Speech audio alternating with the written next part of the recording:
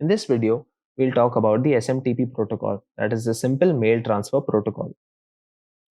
SMTP stands for Simple Mail Transfer Protocol. It is a set of communication guidelines, protocols that allows the software rather to transmit an electronic mail over the internet. SMTP protocol is used for sending messages to other computer users based on email addresses. It can also provide the exchange of emails between users on the same or different computers. SMTP can be used to send a single message to one or more recipients, and that message can include text, voice, video, or graphics. It is also capable of sending messages on the networks outside the internet. The main motive of using SMTP is to set up communication rules between the servers. These servers are capable of identifying themselves and can also report what kind of communication they are trying to perform. They can also handle errors such as incorrect email addresses. For example, if the recipient address entered by the sender is wrong, then the receiver server will reply with an error message of some kind. So we'll look into the basic working of an SMTP protocol. First comes the composition of mail. User first of all composes an electronic mail message using a mail user agent MUA.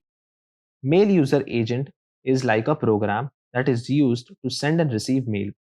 A mail contains two parts, body and header. Body is the main part of the message, while header includes information such as the sender and the recipient address. Header can also include descriptive information such as the subject of the message.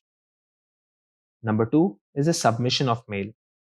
After completing the composition of an email, the mail client then submits the completed email to the SMTP server by using SMTP on TCP port 25. Number three is delivery of the email. Email addresses consist of username of the recipient and the domain name. For example, in cyberv@gmail.com, cyberv is the username of the recipient and gmail.com is the domain name. If the domain name of the recipient email address is different from the sender's domain name, then the message submission agent will send the mail to the mail transfer agent MTA. Now to transfer the mail, MTA will find the target domain from the domain name system. On locating the record, MTA connects to the exchange server to relay the message. Next step is the receipt and processing of mail. When the incoming message is received, the exchange server delivers it to an incoming server, also known as the mail delivery agent MDA. It also stores the email where it waits, for the user to retrieve it. Last part comes the access and retrieval of mail. Stored email in MDA, that is mail delivery agent, can be retrieved by MUA, mail user agent, which can be accessed by using login and password. So this is how your mail is sent from one end to the other end.